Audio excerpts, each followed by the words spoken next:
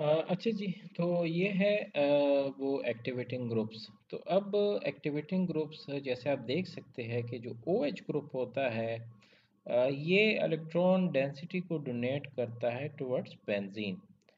अब इसमें सवाल फिर ये पैदा होता है कि ये जो इलेक्ट्रॉन डेंसिटी को डोनेट करता है बेंजीन को, तो बेंजीन की कौन सी पोजीशन जो है वो इलेक्ट्रॉन रिच होते हैं ज़्यादा।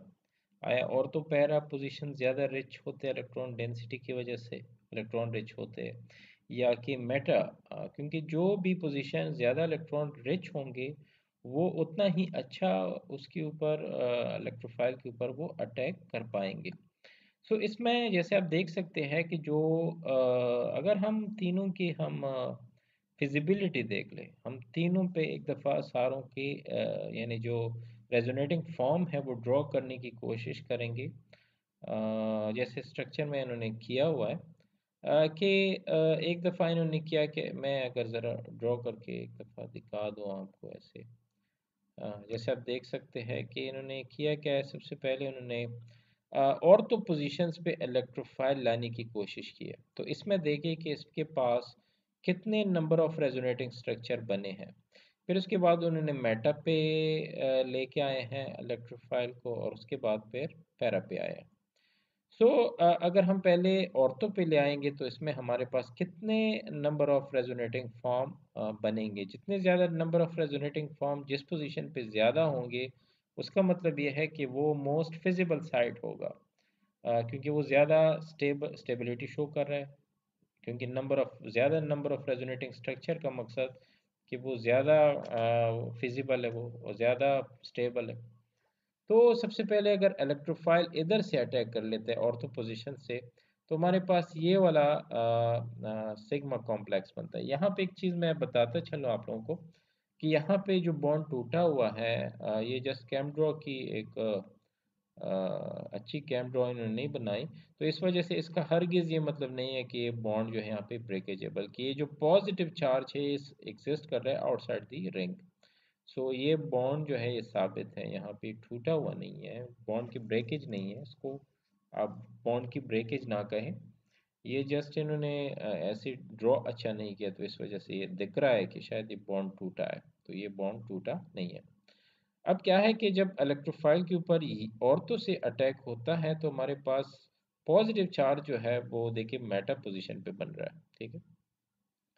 दूसरा, अब क्या कर रहे हैं कि जब इसी बॉन्ड को यहाँ से सबसाइड करने की कोशिश किया जा रहा है, तो यहाँ पे जाहिर है ये होगा तो पॉजिटिव चार्ज दूसरे मेटा पोजीशन पे आ जाएगा, और यूँ इन मेटा पोजीशन के ऊपर पॉजिटिव चार्ज जो है वो रेजोनेट कर रहा है। लेकिन यहाँ पे देखिए कि जो यहाँ पे ऑर्थो पोजीशन पे एक ऐसा स्ट्रक्चर है कि जिसमें ऑर्थो के ऊपर एक पॉजिटिव चार्ज है।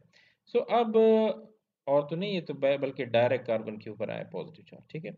अब क्या है कि ये तो इसमें नंबर ऑफ रेजोनेटिंग स्ट्रक्चर जो बन रहा है ऑर्थो पोजीशन पे अटैक करने के बाद, तो कितने हो गए, एक दो तीन चार पांच रेजोनेटिंग स्ट्रक्चर ओवरऑल बन रहे हैं। अगर हम इलेक्ट्रो यानी इलेक्ट्रोफाइल के ऊपर अटैक ऑर्थो पोजीशन से करेंगे तो, ठीक है। क्योंकि ये OH ग्रुप जो है ये एक्टिवेटिंग तो है। अब एक्टिवेटिंग का मतलब ये है कि इलेक्ट्रॉन डेंसिटी या तो ऑर्थो पे, मेटा पे या फिर पैरा पोजीशन पे बढ़ा देगा। इसमें एक चीज़ मैं बताता चलूँ कि प्रोडक्ट तीनों ही बनते हैं। एक्टिवेटिंग ग्रुप का ये मतलब हरगिज़ नहीं है कि ये इसका सिर्फ ऑर्थो एंड पैरा प्रोडक्ट बनेगा। मेटा भी बनता है, लेकिन उसकी जो क्वांटिटी होगी वो कम होती है। तो ये बात समझने की है कि इसका हरगिज़ मतलब ये नहीं कि मेटा प्रोडक्ट नहीं बनता है, बल्कि वो क्वांटिटी में कम होता है, वो कम बनता है वो प्रोडक्ट, परसेंटेज कम होती है उसकी। ज़्यादा डोमिनेंट जो होते हैं ऑर्थो एंड पैरा होते हैं। दूसरा, अगर हम इसकी मेटा पे अटैक कर लेते हैं तो जैसा आप देख सकते हैं कि यहाँ पे मेटा से अटैक कराया गया है, जिसके नतीजे में पॉजिटिव चार्ज जो है ये पैरा पोजीशन पे बना है, और फिर इसको सबसाइड करने के लिए यहाँ से इलेक्ट्रॉन इधर आना पड़ता है, तो यहाँ पे फिर पॉजिटिव चार्ज जो है वो जनरेट हो जाता है, जैसे आप इस स्ट्रक्चर से देख सकते हैं, और आखिर में आपका ये प्रोडक्ट बनता है। सो मेटा पे अटैक करने के नतीजे में नंबर ऑफ रेजोनेटिंग स्ट्रक्चर जो आपके पास बने हैं वो एक दो तीन और चार बने, ठीक है।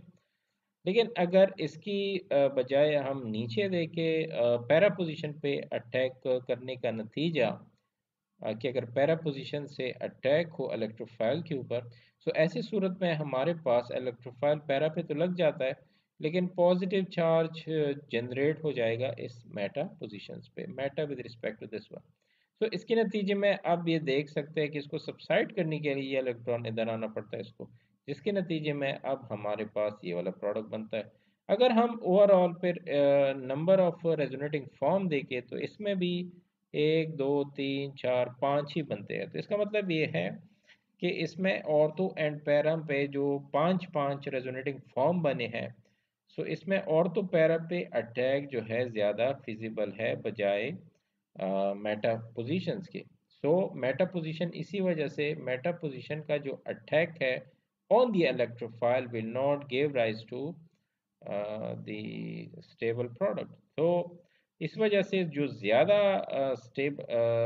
फिजिबल अटैक है वो हमेशा ऑर्थोपैरा ही होता है। सो इसका मतलब ये है कि ये हमारे पास ऑर्थो, एक तो ये तय हो गया था कि एक्टिवेटिंग ग्रुप है, क्योंकि ये इलेक्ट्रॉन डेंसिटी को पुश करता है टुवर्ड्स बेंजीन, और बेंजीन में भी फिर just ortho and para positions पे इलेक्ट्रॉन डेंसिटी ज़्यादा बढ़ाता है बजाय मेटा पोजीशंस के। इसी वजह से ये ऑर्थो पैरा डायरेक्टिंग हम इसको कह सकते हैं। सो ये तो हो गया कि एक्टिवेटिंग ग्रुप, ठीक है, कि एक्टिवेटिंग ग्रुप का काम क्या है कि ये इलेक्ट्रॉन डेंसिटी को बढ़ाता है ऑर्थो एंड पैरा पोजीशंस के ऊपर बेंजीन के। अब बात हो जाए थोड़ी सी दूसरे की, अ, कि वो जो डीएक्टिवेटिंग ग्रुप्स होते हैं वो कौन से होते हैं डीएक्टिवेटिंग ग्रुप। सो उस पे हम बात करते हैं कि डीएक्टिवेटिंग ग्रुप्स जो है वो हमारे पास कौन से हैं। डीएक्टिवेटिंग ग्रुप में अगर दिखा दूं आपको, सो ये है डीएक्टिवेटिंग ग्रुप, ठीक है। सो डीएक्टिवेटिंग का लिस्ट मैं ऑलरेडी दिखा चुका हूँ आपको ऊपर। ये वो डीएक्टिवेटिंग ग्रुप है।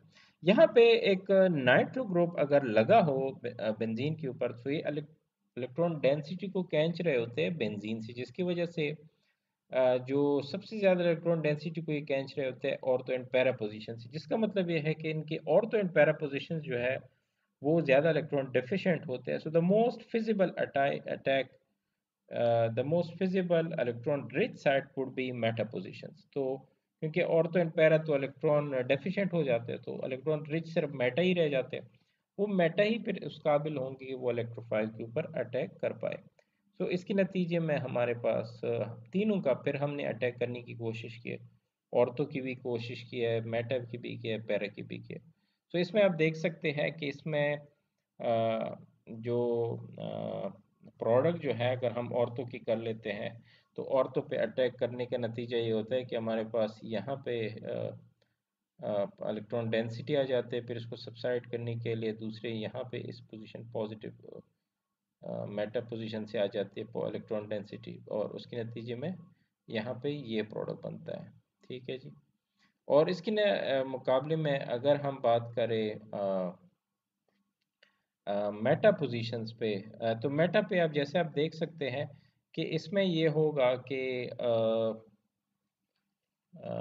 जैसे आप देख सकते हैं कि यहाँ पे क्या होता है कि जब ये पाई इलेक्ट्रॉन अटैक कर लेते हैं इलेक्ट्रोफाइल के ऊपर, सो हमारे पास ये सिग्मा कॉम्प्लेक्स बनता है जहाँ पे पॉजिटिव चार्ज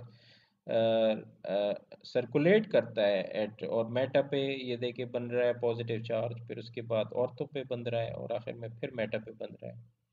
यहाँ पे एक चीज़ समझने की है, वो चीज़ ये, और इसके बाद ये तीसरा भी देख ले, फिर इस पे बात कर लेते। देखिए यहाँ पे बी अटैक जो है वो अगर हम पैरा पे कर लेते हैं, तो इसके नतीजे में भी आप देख सकते हैं कि मेटा के ऊपर ही पॉजिटिव चार्ज आ रहा है।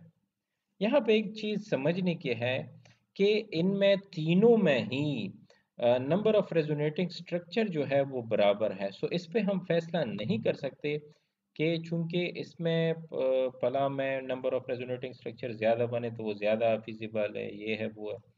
इसमें सिर्फ इस बात पे बात हो सकती है कि जो नाइट्रो ग्रुप के साथ जो डायरेक्टली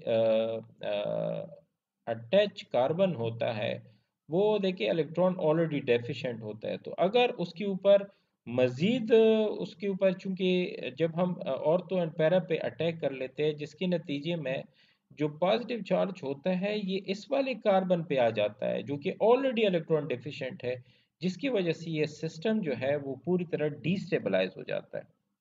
ठीक है जी।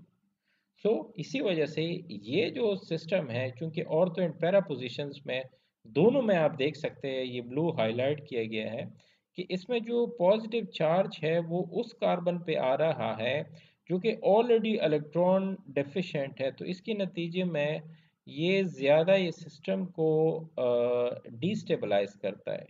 जबकि जब हम मैटर पे अटैक करते हैं तो ये केस ऐसा नहीं है, कहीं पे भी इस वाले कार्बन के ऊपर पॉजिटिव चार्ज नहीं आ रहा है।